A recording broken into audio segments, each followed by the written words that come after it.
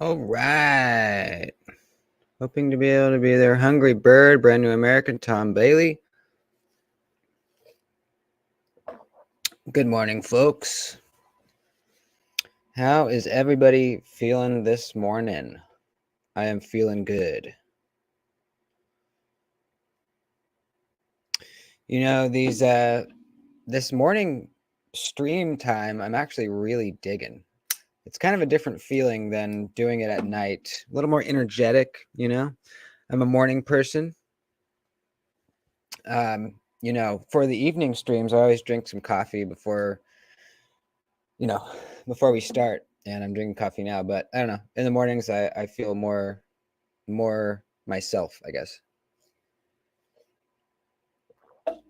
Mimo's here. Hey, buddy. So last night we were, going over some of the 2023 releases that are happening. We'll probably continue with that a little bit today. I wanted to go over the Cold Steel stuff. I haven't even looked at them yet personally, so we're going to check out what they got coming. Possibly MKM as well, and maybe a few others. Jacob's here. Hey, bud. Real quick, though. So I was showing off the horn last night. I just put the flipper tab back on, and I can't decide if I should leave it off because it really is a very snappy flipper action on this guy. Without it, you can choke up. But, I mean, you're already pretty close to the edge without it, and it's comfortable back here. So, I don't know. I can't really decide. It is nice that it's removable and you can choose. But, man, this thing is so snappy. If the D10 was any stronger, it would be too strong. Seriously. And the thumb flick is really, really good. You guys know with blades with slots milled into them, into the blades, a lot of times the thumb flick doesn't really work that well. Where's an example? The mash. I can do it, but it's not, you can't get like a really good snap with the thumb flick with the hole. But something about the horn, the way that this hole is shaped, I think it's this flat edge right up here towards the top. You can get your thumb right in there. Oops. And just kick it out. It's really easy. It almost feels like it would feel if there were actual thumb studs on it. Insanely smooth, just crazy smooth. Very snappy D10. So I'm liking it. It's ugly. I'm liking it though. Cold Steel Sags. Oh yeah, that's the one we were going to look at. Okay, we will do that. Cold Steel Mayhem as well. Okay. No interest in MASH. I feel like I'm the only one. What about it? Just not for you, design-wise? That's fine. You're entitled to your opinion.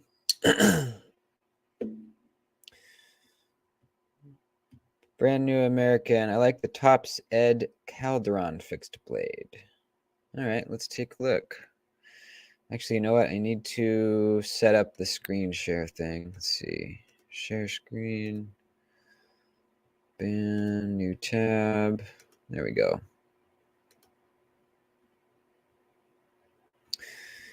So what was the first one? Let's check out the Cold Steel Sax.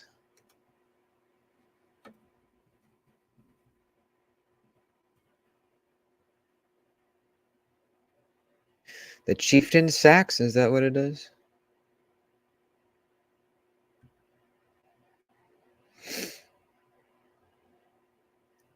That's a really shitty picture.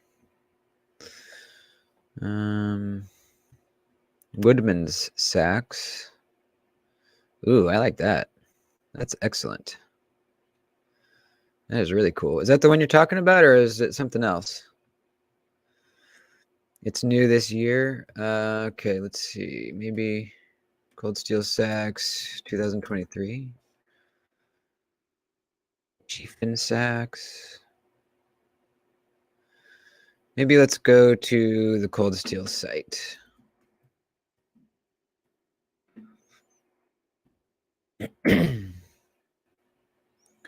New products.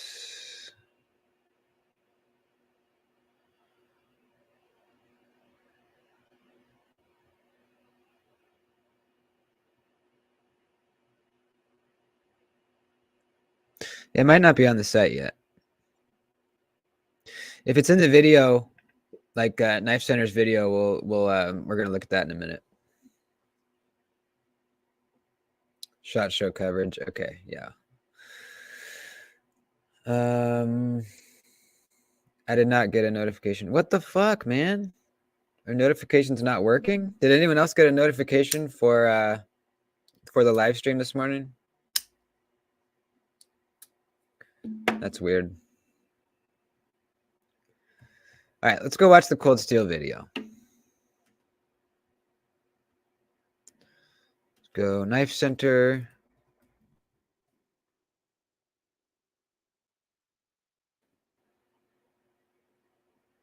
Videos. Cold Steel. Here we go.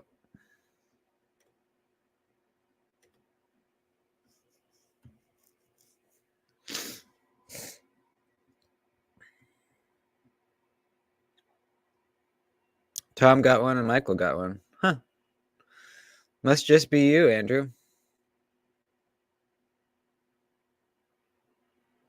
That sucks.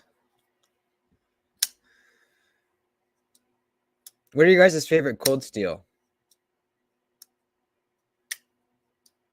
The only Cold Steel I have is well, actually I have two. I have the mini Tough Light, which I hate. I need to get the regular Tough Light. I meant to get it, and Amazon fucked me. They had a picture of the full size, and when I got it in the mail, it was the mini. But the other one I have is the Air Light here. You know, it's one of their cheaper knives, but I really want to get like probably an 8015 or an American Lawman. 8015 is badass though. Robert just stopped in for a quick hello and a thumbs up. Have a good one, brother. You too, man. Thank you.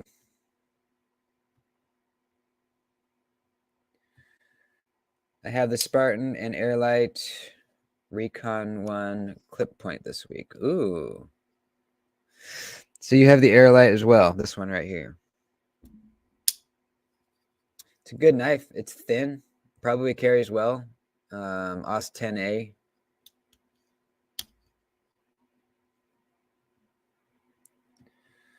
I only have two, the Code 4 and the 4MAX Scout. The 4MAX Scout was another one that I think looks pretty nice. An Old Outlaw, is that one of them?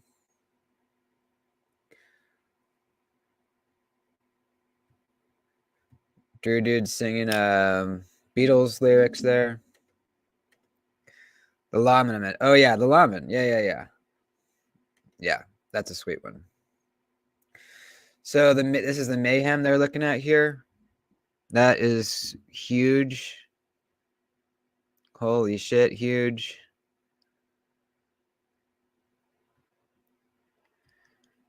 I've got an Airlight Tonto. Wish the pocket clip was better. Great knife though. Yeah, it is a weird pocket clip. It's like super long. It does not need to be that long.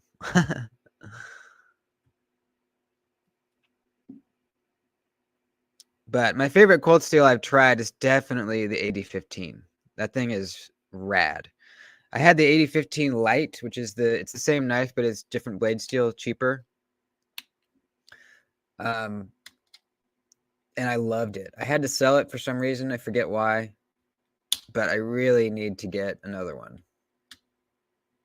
The Scorpion Lock is just, once you get the hang of it, it's so fidgety. It's fidgety in a way that is unlike any other knife because it's a completely different kind of locking mechanism. It's like learning to ride a bike again, you know? And then once you get it, it's just really satisfying. So what is this? Some kind of throwing knife or whatever? And he just dropped it. Let's fast forward. What do we got? Ooh, what's that? Some kind of big old chopper. That looks pretty badass. That's something you'd see on like Forged in Fire. That's the kind of choppers they like to make over there.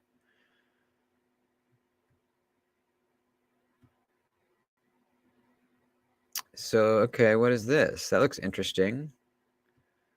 This is the sax. Okay. Ooh, it's got their new locking mechanism. I forget what it's called. That's badass. Yeah, I like that.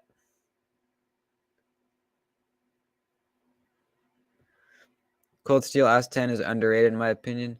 I haven't had really a chance to test it out, but that's good to hear.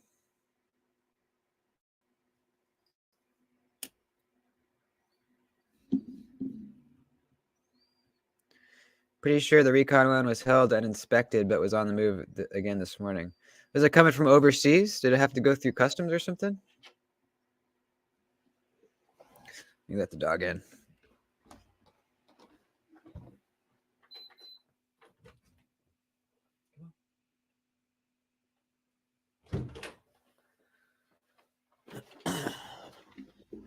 Another fixed blade. Probably thick. Yeah, probably. The sax. I got my pair of 3 back from my brother last night. He did some things. Chips on the edge, missing screw on the clip. What the fuck, man? Why did he destroy your property? That sucks. That's why I only lend knives to people that I trust. Like Jason. Jason takes good care of my knives. I find their OS 10 sticky sharp. Ooh, okay. That's good to hear. I've never really done a lot of research on, how Cold Steel does with their heat treatments. So that's cool. That's good to hear. Oh, that's right. Mimo's in Canada. That's right. Yeah, so he has to deal with customs when he orders from the States. I guess it was hard use testing. Did you give him permission to do hard use testing on your knife?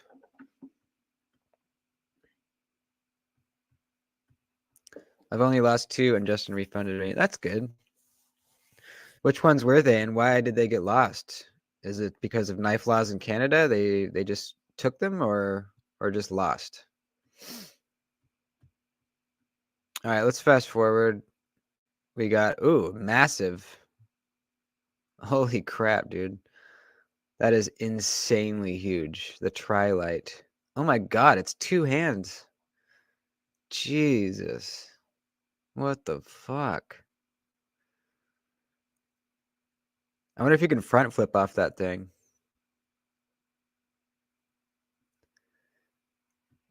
That is just massive.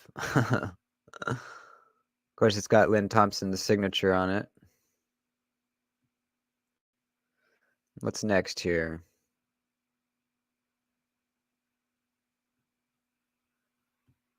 What is that? That looks interesting. What's that little lock on there? See that? Is that a safety or something? What's that lock called? I can't remember. It's like their shark lock kind of.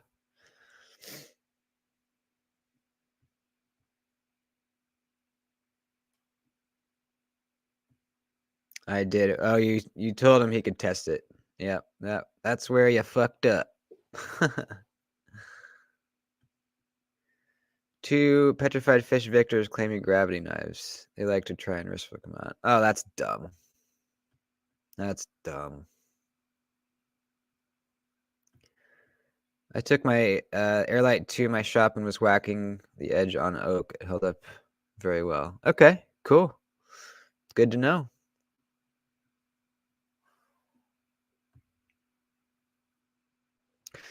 So this one looks kind of interesting. So far, the sax is definitely the one that I think looks best.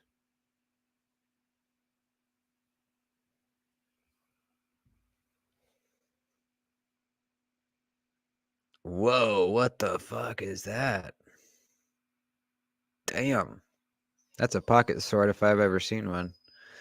The what's it called? Counterpoint XL. Jeez. Full serrations. I bet that thing is wicked, wicked sharp.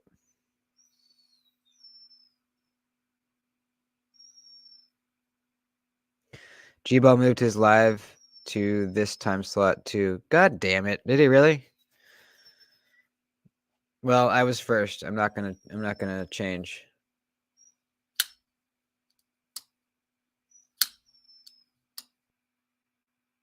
What do you guys think?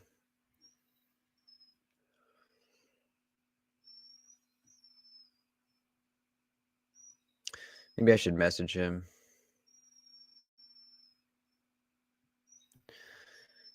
Knives I can carry and buy within Canada can be refused entry into Canada. They interpret the rules the way they want. That's dumb. Is there many knife distributors in Canada? Like, is there like a Canadian knife center or something like that? My loyalty is here. Thank you, dude. Thank you, dude. Yeah, maybe I'll message him. I don't know. I'm sure he didn't know that I had switched to this time slot. I'm sure he didn't know that. But maybe I'll message him. I don't know. We're both small channels.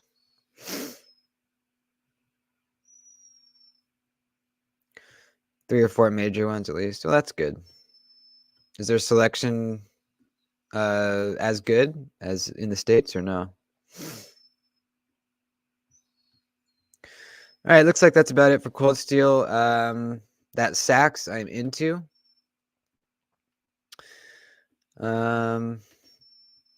Yeah, so what's their locking mechanism called? Let me look it up. Has anyone no, not the Triad. The Atlas, the Atlas lock. Has any of you guys tried that? The Atlas lock? I'm curious because it's farther down. It's farther down on the back of the knife than the shark lock. It's like kind of down here. So, the shark lock's really easy because you're holding it, your finger automatically is up here. So I imagine you kind of have to scoot down and kind of like hit it back here. I'm also wondering if it is as drop shut as the shark lock, I'm just curious how it works. But if that Sax is the right price, I may get that one and check it out.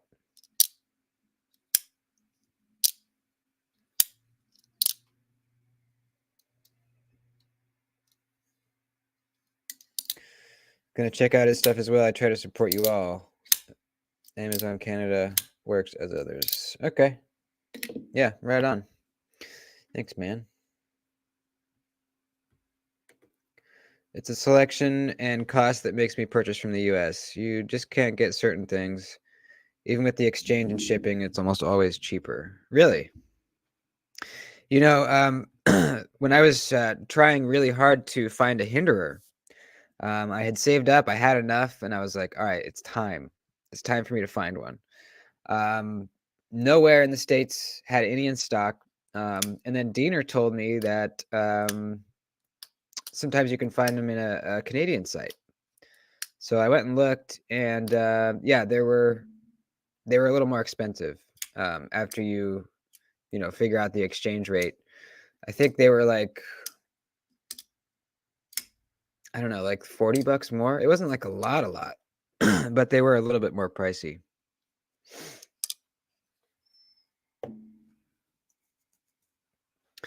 Man, speaking of buying knives, I've been seeing a lot of Winter Blade Co. factors on the knife swap, on the Reddit knife swap. I don't know. I'm guessing people are getting them and realizing they don't like them that much. I don't know. I saw a few posts that said they weren't happy with the ergonomics. It does not look like the most comfortable knife to hold on to. I don't know. I don't know why.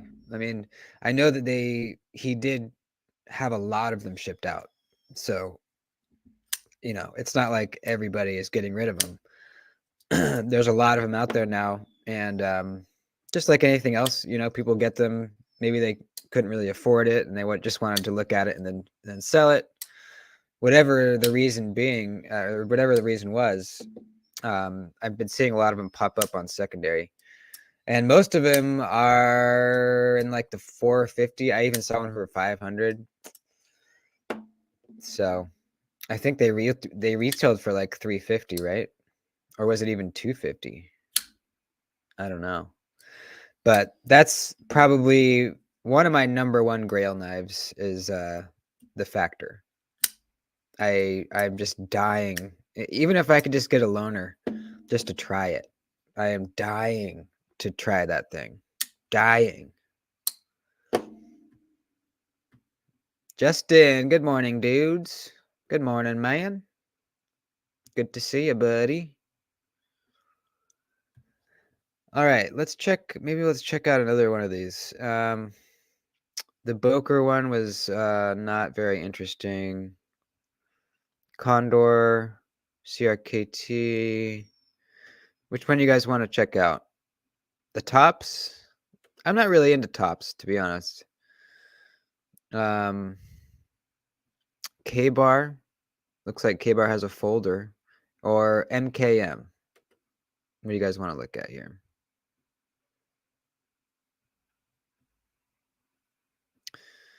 Jacob, loyalty is here. Sweet. Thanks, buddy.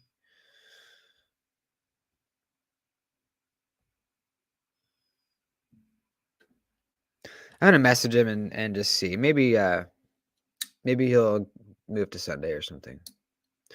Not that it really matters, but Peppers is MKM.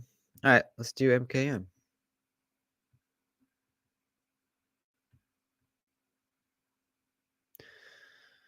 Robert's heading out. Right on, man. Have a good day, buddy.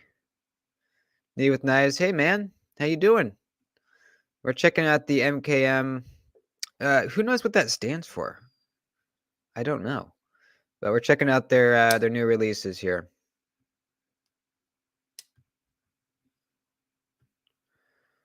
Looks like some fixed blades, some folders as well.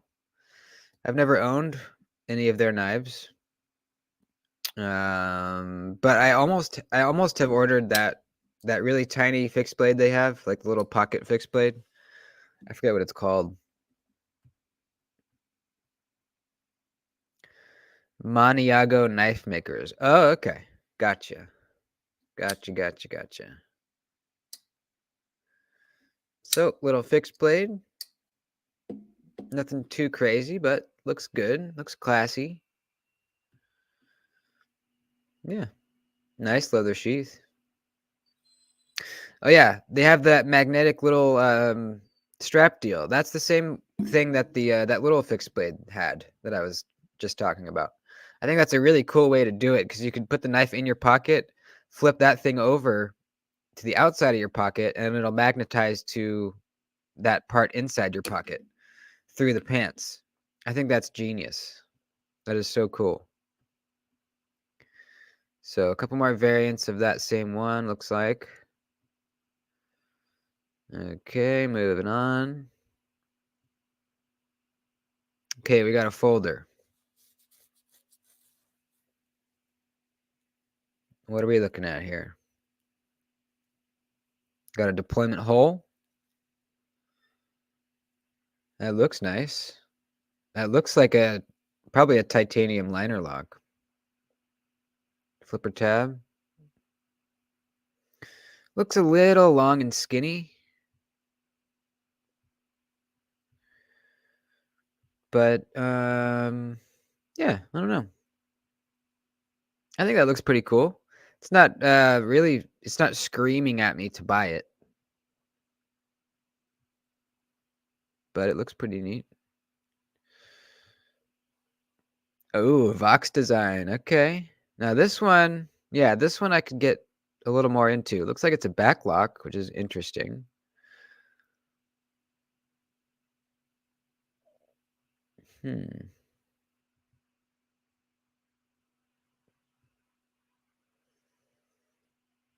Yeah. This one's probably a more affordable option. Looks like G10 probably, and you know, cheaper materials. I wonder if you can reverse flick that thing with the back lock. I know on my Native 5, I can't even thumb flick it. It's too stiff.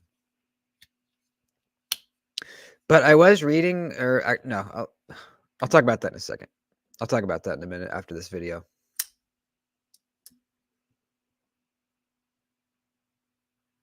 Hate backlocks. You know, I wasn't a big backlock fan either for a while until I got the Native 5.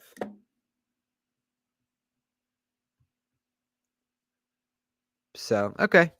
That looks like it's about it. Some pretty neat looking fixed blades. A folder, backlock folder, Vox design. All right.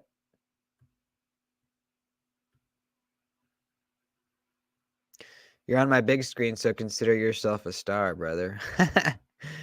Nice.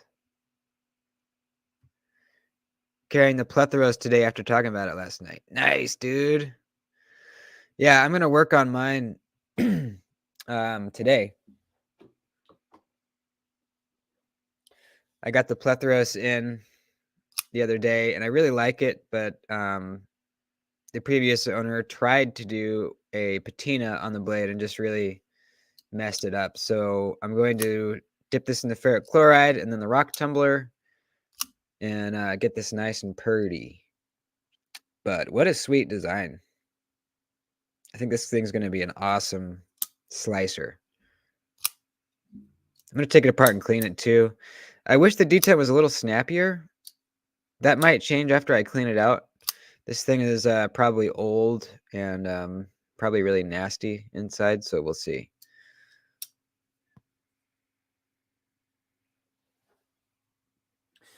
So the Native 5.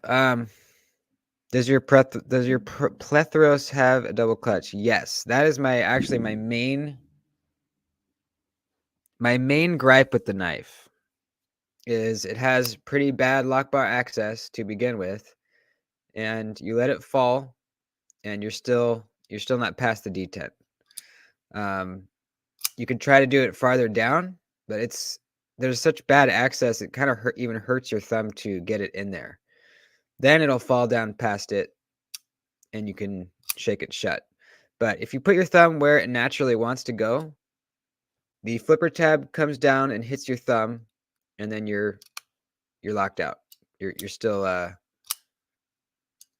detent ball is not jumped up on the tang yet. So yes, that is a problem. I'm wondering if I can cut myself out a little bit better lock bar access, but it's already like kind of thin right up here to begin with. I wonder if that'll look weird. It'll probably will look weird if I did that. I'll probably just leave it. It's not the worst of things, but yes, it is annoying. Mine does. Worst part of it might have been, yeah. That's a problem with the knife for sure.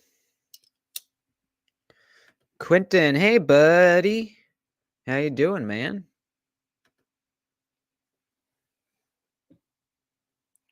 So the Native 5, I want to talk about this really quick.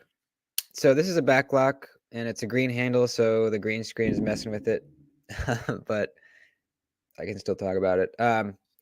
So I wasn't a big fan of backlocks until I got this knife, but I got to say, it's really, it's really satisfying to roll out. You get a nice snap shutting it, a nice click when you're opening it.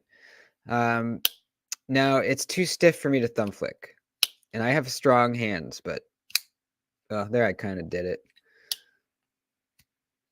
Reverse flick, no way. But I read up on it, and apparently the Native 5 is notoriously a lot stiffer than some of the Native 5 Salt is notoriously quite a bit stiffer than some of the other Native 5s. Not sure why, but I took it apart, and there's no washers or anything. It's just the blade, and then there's a little flat spot on these scales where it rubs against. So you can't take the washers out and polish them or do anything like that. I tried bending the lock bar spring a little bit, but it's really stiff and it won't bend, which is probably good. You know, you don't want to mess with that too much. So it just is what it is with this one.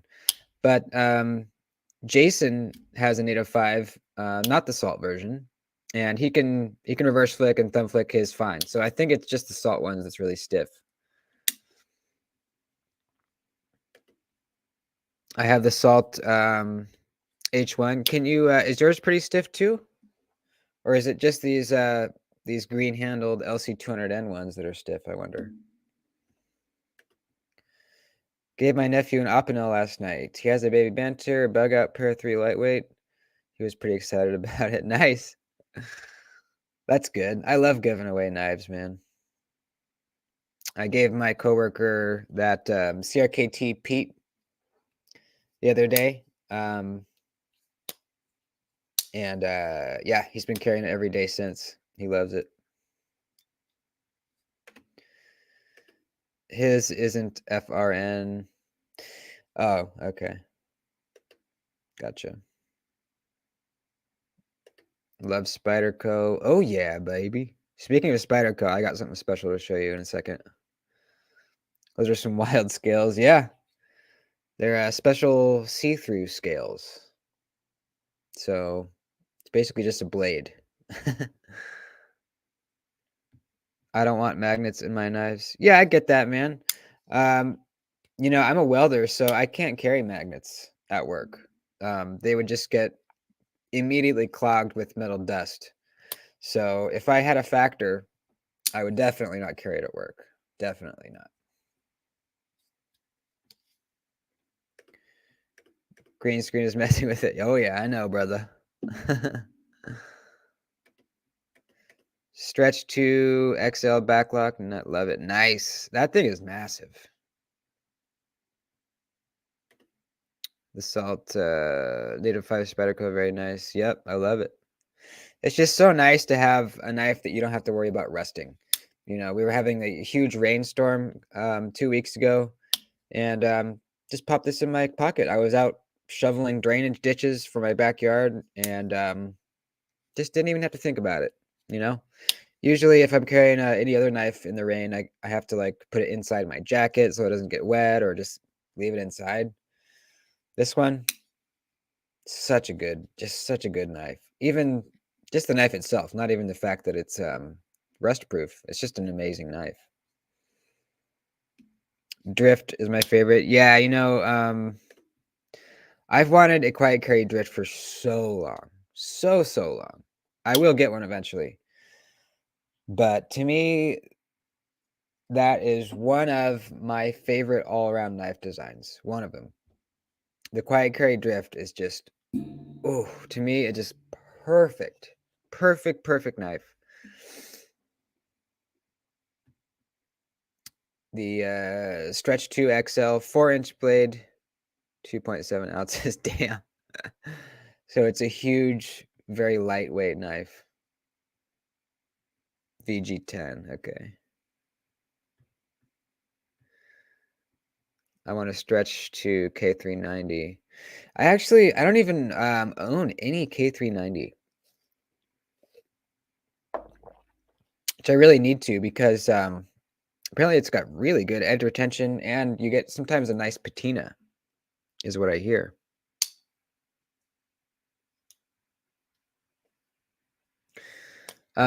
So I got my Manix 2 back from sharpening.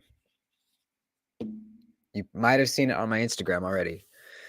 But so what happened was I ordered the Spyderco Manix 2 15V. I was very lucky to be able to get one. I'm sorry, Piper. I know this is going to hurt you to see, because he really wants one. We've been trying to find him one. I got lucky. I got the very last one at Southern Edge for one of the drops. And I unboxed it, and the edge bevels were very uneven. The show side was much thicker than the other side. They were all wonky and uneven down the edge. And the plunge grind area, the plunge line where the edge meets the plunge grind, was totally fucked up. Like, The edge came along. It kind of dipped down a little bit before it got to the plunge line. It was bad. So I looked around for a freehand sharpener to fix it for me.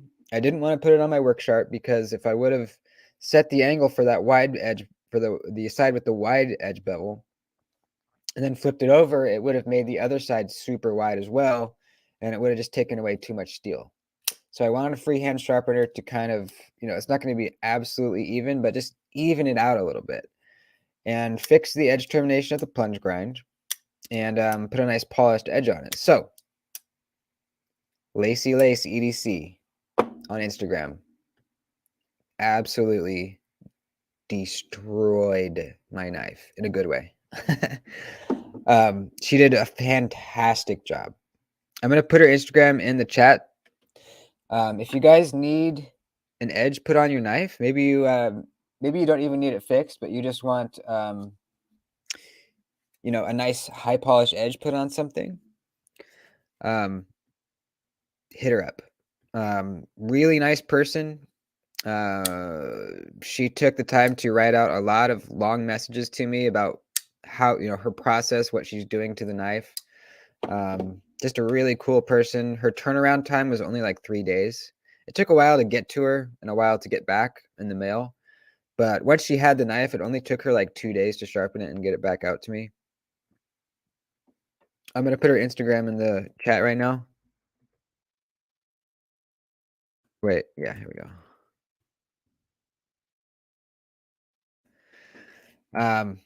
Her name's Lacey. She's just really cool. Very good price too. So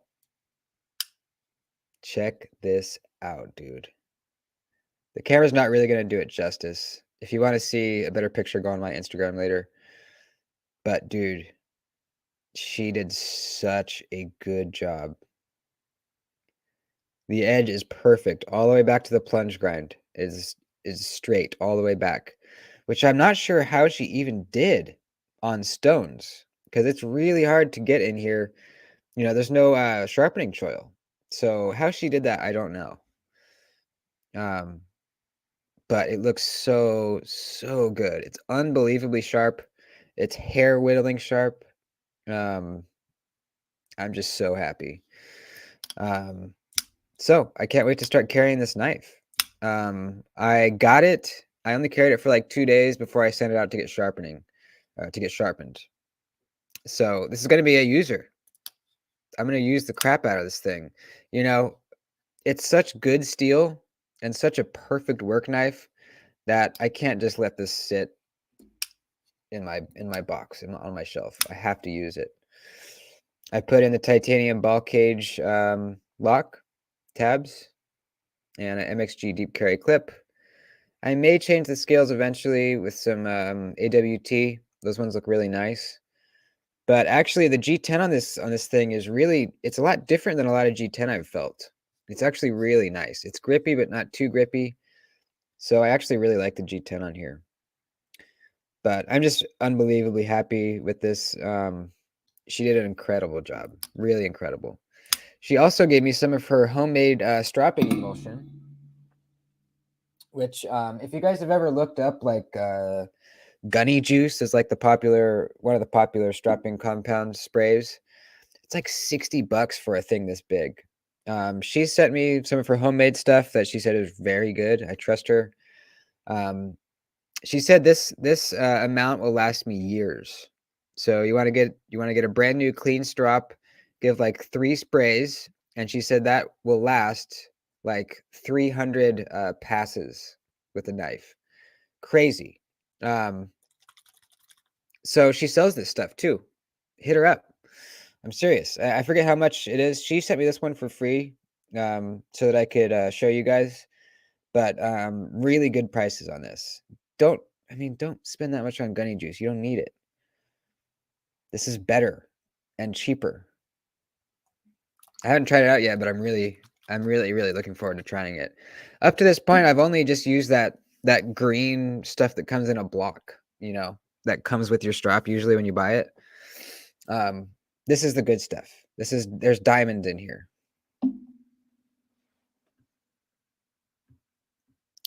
You can tell she really knows what she's doing. I saw the edge on her Instagram. It looks great. Yeah, Yeah, she really knows what she's doing. What state is she out of? She's in Florida. Mannix ain't no shelf queen. Hell no, man. Gotta use this shit. This is probably going to be the best edge retention of any knife in my collection. In fact, I know it is. It is. It's just hands down. 65 HRC takes an unbelievably sharp edge and lasts for a very long time. Can't wait. I feel very lucky to have this. People are having a really hard time getting these. It's the damn scalpers. If you go on eBay, you'll see them up on there for anywhere from like $250 to $500 on eBay. So people are buying them up and flipping them. It really sucks. Besides Spyderco is going to make more 15V knives. Yeah, they are coming out with the PM2 and Shaman. I'm probably not gonna try to get one. I really do need a Shaman. I don't have one yet. But I already feel lucky enough that I got some 15V in the Mannix, so I don't think I'm gonna try to get the PM2 or Shaman. I'm gonna leave those for somebody else. I need to try that. The strapping emulsion, yeah. I'll let you know how it is.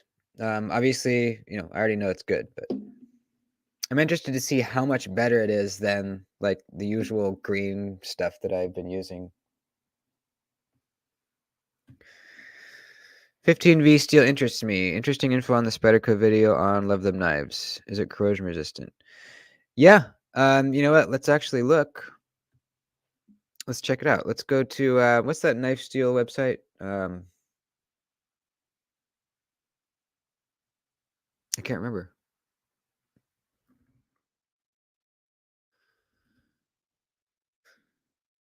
Let's see. Knife steel nerds, yeah. I think that's what it is, right?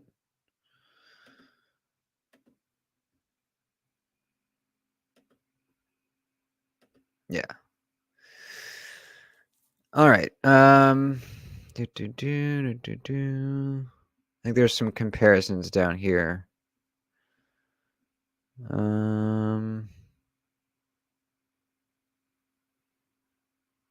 Wow, there's 20V.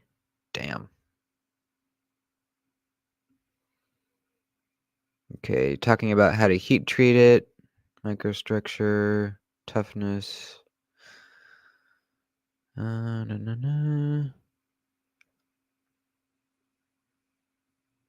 Where's the comparisons here?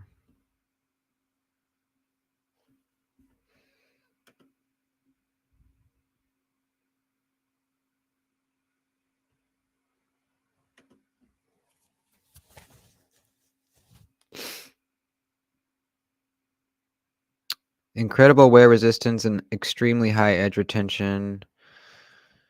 Is in the range of other hard steels like Z-Max and S125V. Never even heard of those. So it's got carbon C, chromium, and molybdenum. Don't know exactly what that is. Rockwell hardness of 62. Obviously, that can differ. It can get up to 65, or is recommended maximum 65.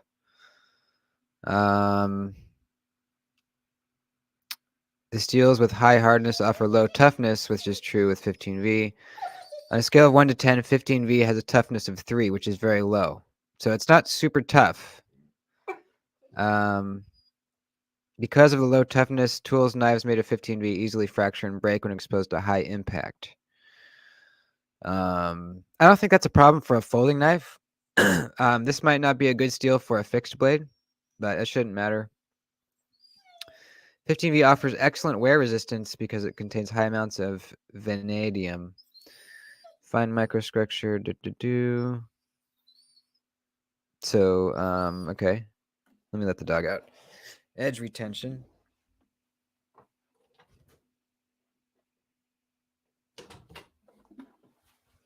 Edge retention. Outstanding. Better than S90V, 10V, and M398. The only few blade steel offering better edge retention than 15V are Maximate and Rex 121. So that's very good. I didn't know that Maximate was better. That's interesting. A big downside is its poor corrosion resistance, so it's not stainless, to answer your question there. Easily rusts. Okay, so extremely good edge retention, not super tough, and can rust.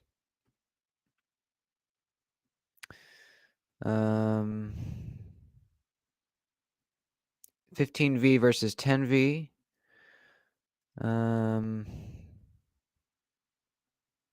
Okay, here's kind of a summary. 15V is a good knife steel because of its high hardness, excellent wear resistance, and outstanding edge retention. However, it offers poor toughness and corrosion resistance, therefore it is not suitable for outdoor knives. 15V is not commonly adopted in most knives and is very expensive. The steel production process is extremely complex, and its high wear resistance makes grinding and polishing difficult for mass adoption. I wonder if that's why the edge bevels were off. It's hard to sharpen. So interesting stuff.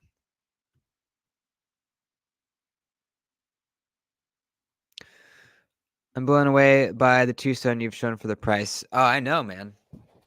Both of the ones I just got, the 216. This thing is available, White Mountain Knives, right now for $75. That's insanity. Really nice carbon fiber inlay. You've got micro milling on the titanium. It is a bolster lock, so that inlay is on both sides. Wire clip works excellently. Interesting grind towards the tip. You can see there's a secondary bevel there, so it thins out. One-sided thumb stud, so you can't reverse flick it right-handed. But dude, let me tell you something. The detent, money, absolute money. And left-handed,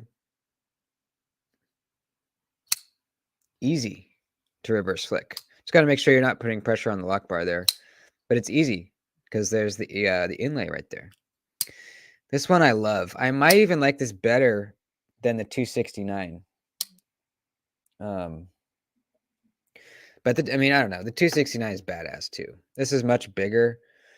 A lot of really good milling going on. Kind of a trailing point, harpoon style blade. Check this smoothness out.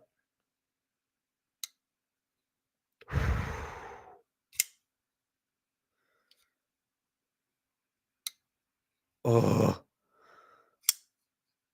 this is sweet. This is really sweet. Both of these are D2 steel. Choke up spot, choke back is good. Thumb fits right in that notch right there. My only complaint with this one is the pointy thumb studs. They're a little bit pointy. I might end up kind of filing those back a bit. I probably actually definitely will. This thing is 16 thousandths behind the edge. If you were watching the stream last night, we measured it. We cut some paper, and it was unbelievable how easy it was going through paper. I'll do it real quick here for you guys. Check this out. Actually, you're not going to be able to tell because the paper is green. Hang on. Get something else.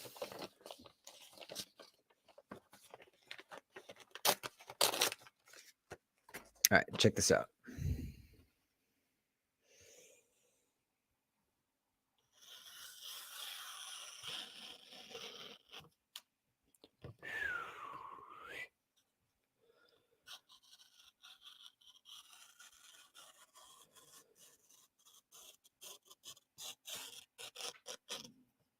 Oh my God. It's so sharp and so thin. It's honestly almost unbelievable. It's insane. Gotta run. Good chat and take care. Right on, Justin. Have a good weekend, my dude. Thanks for hanging out. TS 129. I forget which one that is. Is that the one you just got? Or somebody just got one. Oh, yeah. Yeah, this is another one I want. This is another one I want. This is a bad picture. Yeah, this is one I want for sure. $129. That's interesting. Yeah, not very good pictures of this guy. But yeah, carbon fiber, show side, titanium frame lock. Yeah, sheep's foot blade. I'm into that for sure. There's a lot of Tucson's I want. You know, the value that you're getting is mind-blowing. Excuse me. It's really mind-blowing. It really makes you think. God. It really makes you think about companies like Riot, who OEM a lot of US designs. If Tucson can make a knife this good for $80 to $100, how much is it costing Riot to make something like the Chavez, an expensive knife? You know? How much is it costing Riot to make this? If you know that it's possible overseas to make something like this for only $90. Very comparable knives here as far as build quality goes. Very comparable. I would say the Chavez feels a little bit more premium.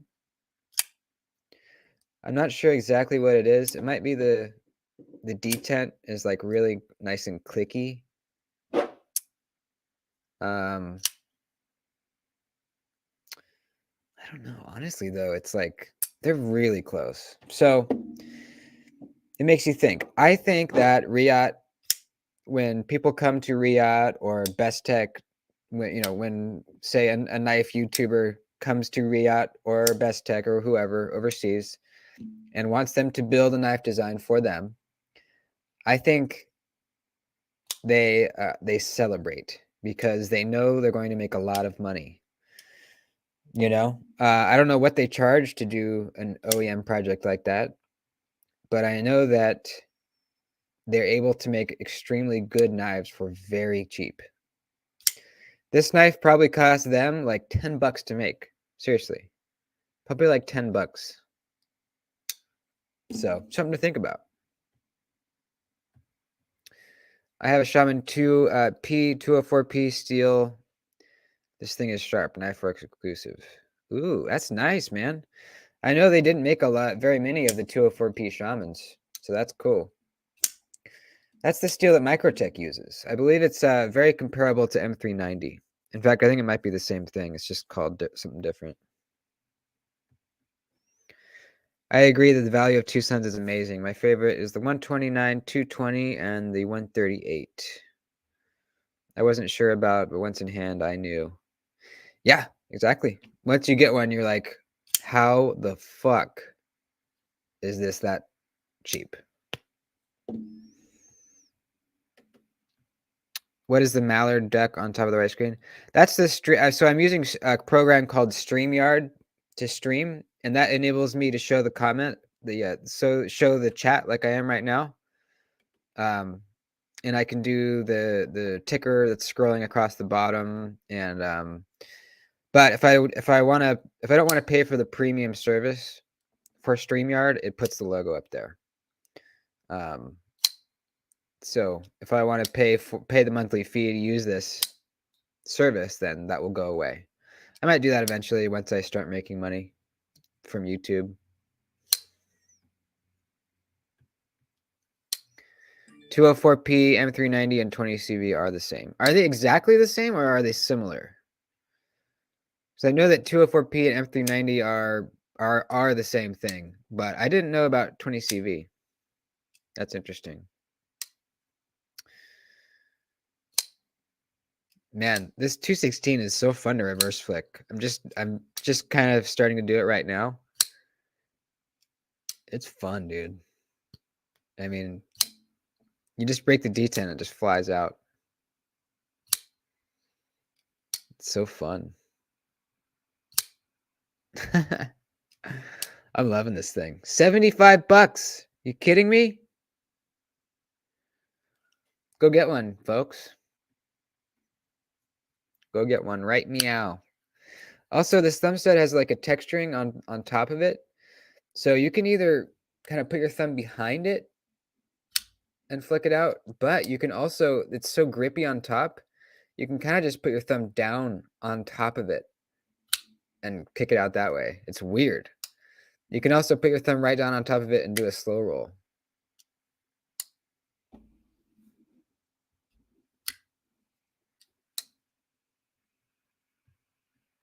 They're chemically the same, even though M390 claims to be tougher. Huh.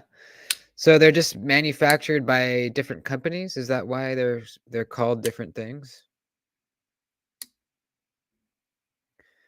Tucson needs to stop using D2. Yeah, it's interesting. My Tucson TS300 is an older model, and they used to use 14C. This one is in 14C28N. Now, when you buy this knife, it's in D2. So I'm really lucky to have this one. They don't make them in 14C anymore. So I feel lucky that I got this one. But these two new ones, the 269 and the 216, are both in D2 because that's what they use now. I'm guessing probably, the prices probably went up for 14C, or they weren't able to get it as readily anymore. That's my guess. But you know what? I'm fine with D2, honestly. I'm not going to be really hard using either of these knives, probably. These are more of like collector's pieces to me. I mean, obviously, it would be nice to have something, a better blade steel, but it's really not a deal breaker for me. Gosh, this thing is unbelievably smooth. It keeps getting smoother. I need to Loctite it because I keep getting a little bit of blade play. But even when I tighten it up, here, let's see. Even when I tighten it up, okay, it's rock solid. Yeah, just like a little shake.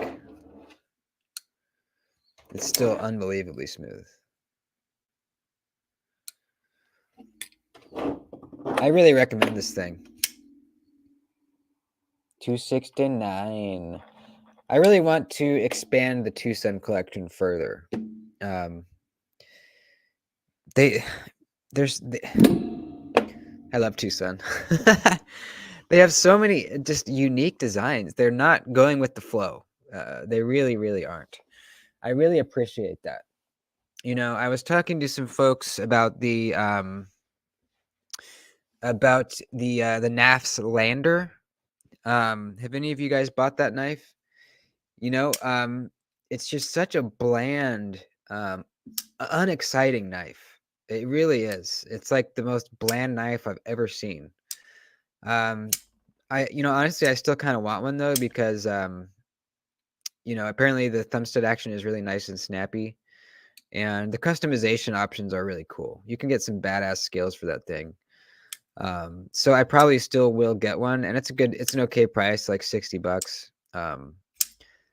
But compare the NAF's Lander to the type of designs that Tucson comes out with. I mean, it's night and day. These things are creative. They're pushing the bounds of typical knife designs. I'm such a fan. They use a lot of different designers. This one in particular is, it's got the maker's mark. I'm not sure though. But the 216 is a Jerry Jelly design. Where did I put it? Yeah, it's a Jerry Jelly design. And apparently he has quite a few designs with Tucson. The guy that designed the Kubi Momentum, that really awesome front flipper, I forget his name.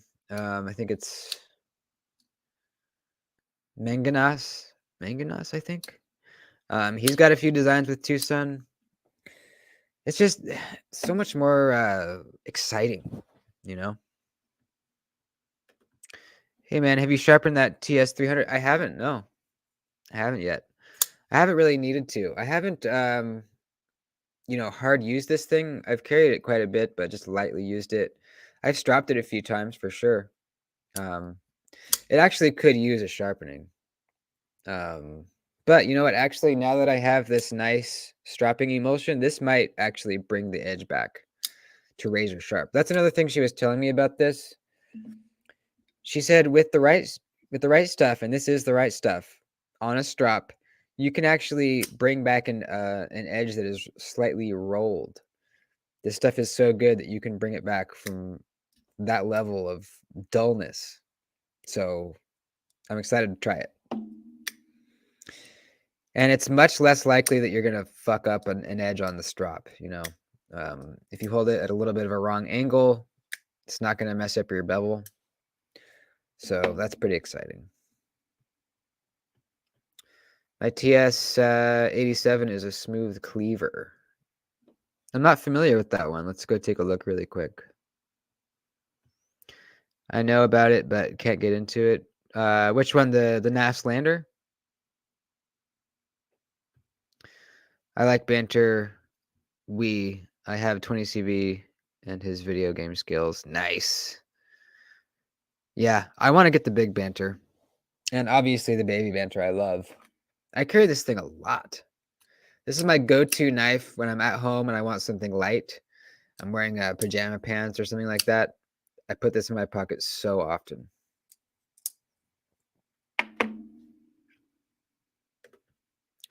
Jerry Jelly designed the TS218 too. And Sharif Manganas. Okay, cool. Tucson 2. So let's look at the TS87.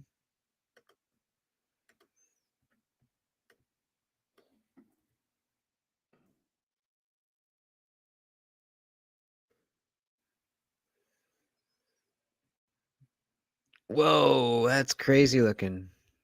Jeez. Wow. This is the same Maker's Mark that's on my 269. So who is that? Does it say? Night Morning. Yes, Night Morning. That's another Tucson designer that has a lot of models. That's crazy looking, man. I'm into that. And then the other one was TS218.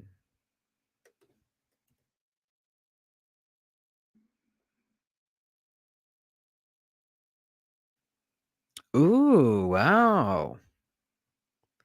$60. I am into that. It almost has the Snex Vision R clip on the spine here. That is a wicked looking compound grind. It kind of reminds me of the Hogue Deca Warncliffe. That is cool, dude. I've never seen that one. I'm going to sign up for notifications for that one. That is really cool.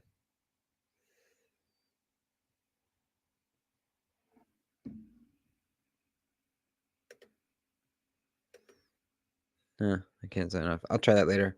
That's badass, dude. I love that. Thanks for bringing that to my attention. Stopped in to drop a like. Have a great day, everyone. Thanks, Aaron. Appreciate it, buddy. Have a good weekend, man. What do you think of the PNP Berserker? My love for you is like a trap. I mean, I think I think it looks badass. It's not that practical. I'm not sure if I would buy one. Diener actually just got one. He loves it. He said it's very good. So, yeah, I mean, it's wild. It is wild for sure. 270 is really not bad for all that titanium you're getting. And what M390? Yeah. 7.6 ounces. And it's huge.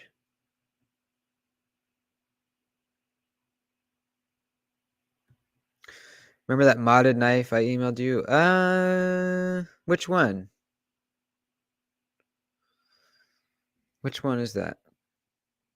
I'm gonna check my emails.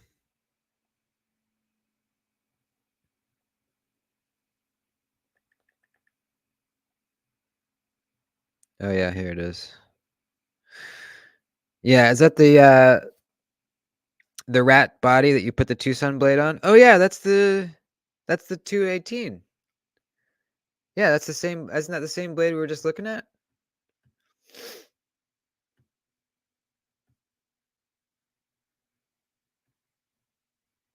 Yeah, it is.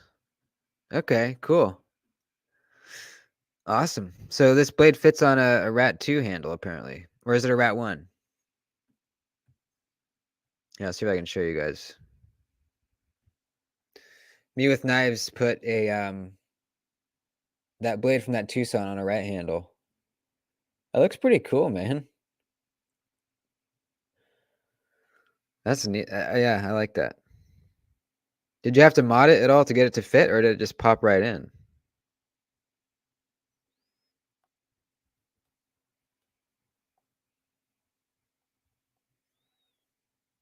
That's badass. I'm excited to go out in the shop and work on this Plethoros. You know, if you guys are ever interested in trying to do some stone washing or acid washing, you can go on Amazon and get yourself a little bottle of the ferric chloride, and it's just a little bottle. It's like $15 or so, and then you mix it with distilled water, so it's not pure ferric chloride, so you don't need a big bottle of it. And that's really all you need. You need some Windex because ammonia is what neutralizes the acid. I'll do it. Actually, you know what? I'll probably do a video on it for the Plethoros here. I'll walk you guys through it. It's really easy. It's cheap to get into, and it's just really fun.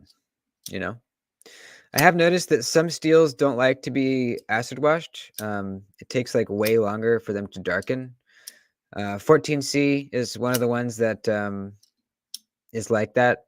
I tried it with some 14C. It wouldn't darken. Also M398. If you remember, you saw me do this on the mini beg lighter. I had a video on it for the members. I put this blade in the ferric chloride. Did not change a thing. It was in there for like 10 minutes. Nothing. So interesting. I don't really know why that is. But the Plethoros is in D2, and I know that D2 works well because I did it with my rat. This darkened up really nice. Yeah, look at that. Imagine that sort of finish on the Plethoros. It's gonna be really nice. I can't wait.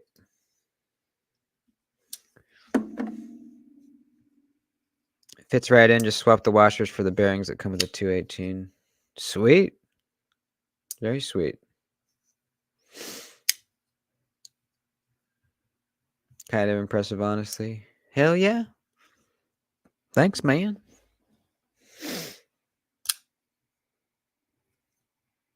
I still really like the mini bag lighter. This D10 is amazing. Look at this. Just flies out, dude.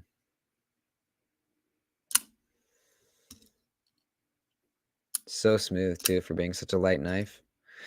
If you guys didn't know, Kaiser sells these colored thumb studs. They have a bunch of different colors on their website. They're really easy to get off too. There's a Torx head on one side. Just unscrew it, pop the new one in. You're good to go. I did it on my drop bear, and they actually sent me two. So I ordered some for the drop bear, some gold colored thumb studs for the drop bear, and they sent me 2 pairs. So yeah, I'm not complaining.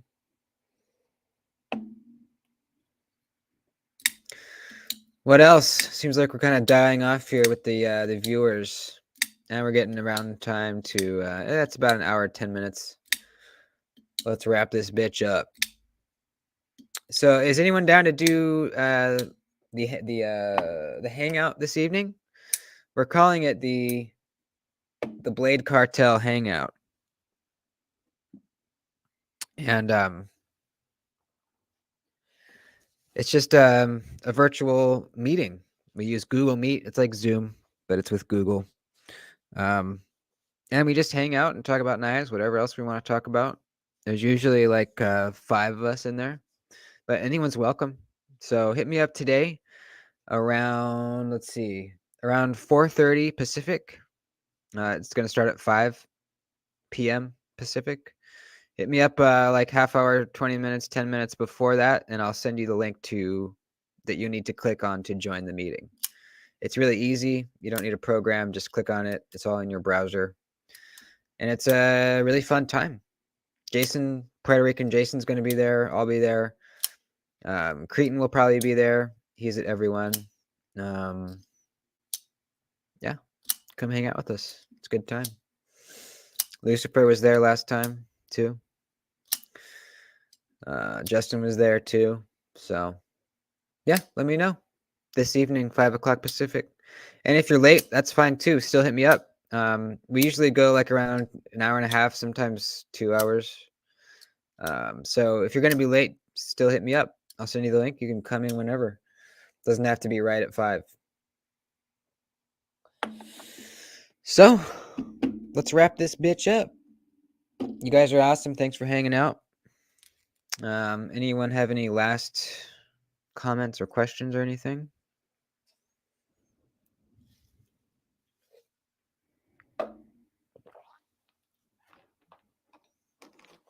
I'm gonna go out in the garage and start working on this knife.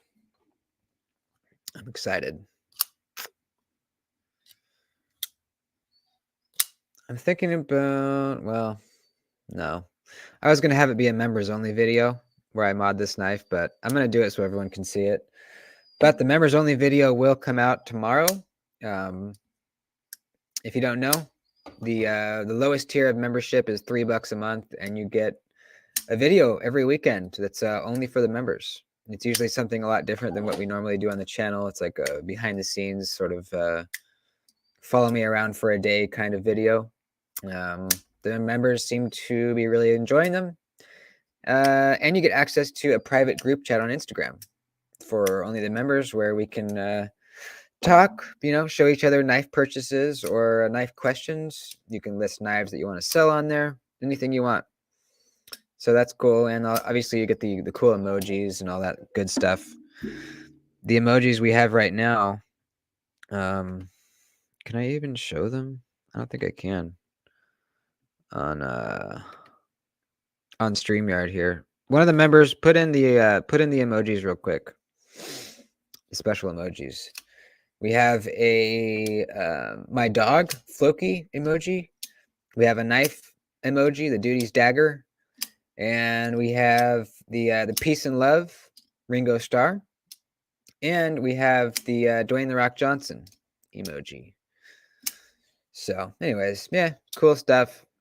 If you guys want to join, that'd be cool. If not, just like the videos. Leave me a comment. That's all I need, baby. Appreciate you guys. Dr. Drew, cool man. I had a question, but I think it would take too long to get into. Catch you next time. Well, what is it?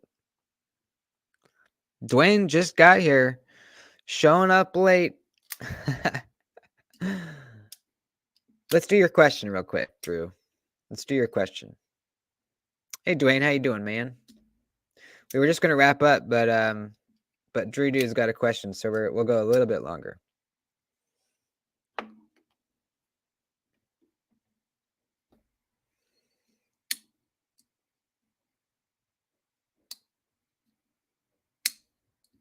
And we're waiting. And we're waiting. Let's look at this while we're waiting for Drew to type out his question. Let's just type in Tucson and see what kind of stuff they have in stock right now. Let's see. I heard this one's pretty good. The 267. I'm not sure about this little slot, if that goes all the way through or what. I don't know. It's not super speaking to me. Those are out of stock. The night morning 240. Huh. That looks pretty interesting. A little bit more of a clip point than I usually prefer. Let's see. Oh, this one's $220. Oh, it's M390, that's why. I like that design though. Is that a front flipper? Yeah. That's pretty neat. Massive pivot. Holy shit. That's kind of a cool one though. 220 though. Yeah. 129 classic. That one's in stock actually. The my Carter show side one. Huh. I can't spend any more money right now. I really can't. But if anyone's interested, $90. This is a fantastic Tucson.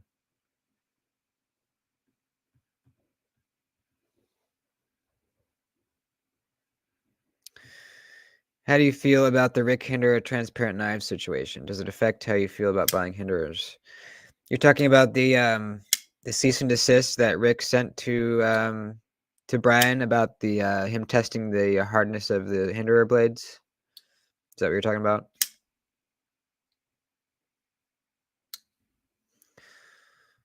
Also, the looming notion of being sued if you give a harsh review. Yeah, that's fucked up.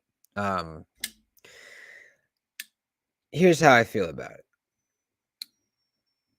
I think that Rick Hinderer absolutely should not have done that. As reviewers, that's our job. Our job is to test the knife in every way that we can and see if we can recommend it or not.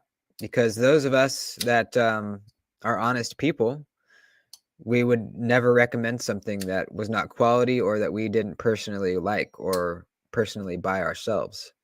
I will never, ever tell you guys to buy something or recommend anything that I don't think is good, ever. I will always point out every single flaw that I can find in it. And I will never be dishonest with you guys. So as reviewers, that's what we need to do. We need to test the knife and yeah, to the best of our abilities. I don't have the ability to test the hardness of a blade. Brian from Transparent Knives does. So that's what he does. He'll get a knife and he'll see how hard it is. And in this situation, the hinderer that he was testing, or the few hinderers that he was testing, were at a lower HRC than is optimal for that blade steel. I'm not sure exactly what exactly the HRC reading was, but I know that it was is subpar. And he made it, made that information available to everybody like he should have. And Rick Hinderer sent him a cease and desist saying that I don't know exactly how he even worded that. You can't tell someone to not test their knives, so that's weird. I don't know.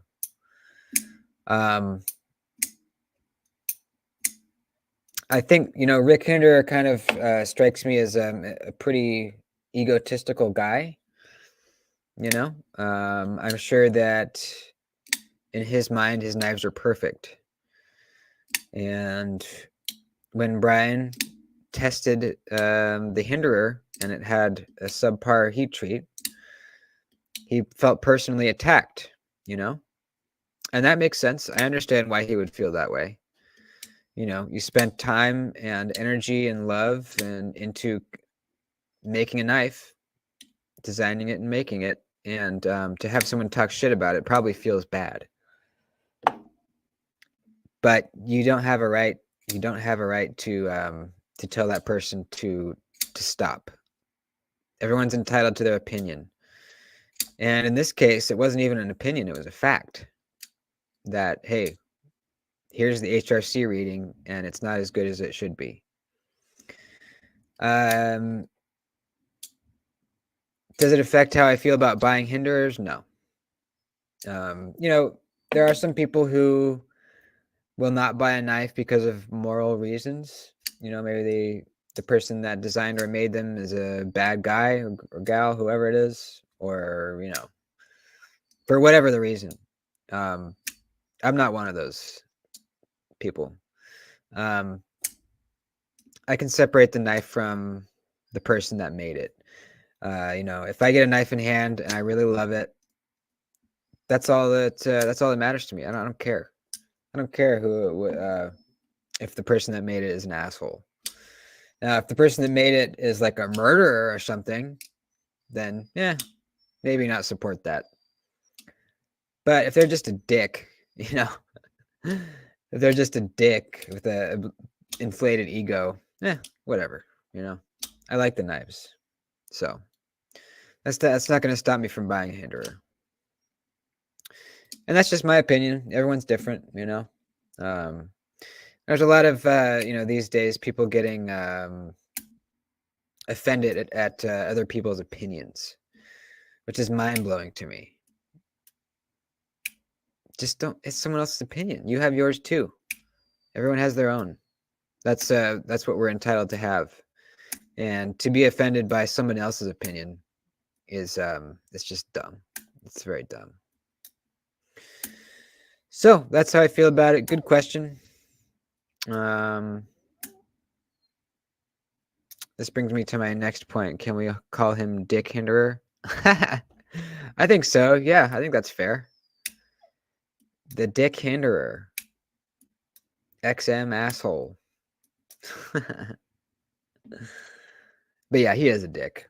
Another thing that kind of bothered me was I was watching a video of him talking about when he was first coming up with I think it was the fire attack design.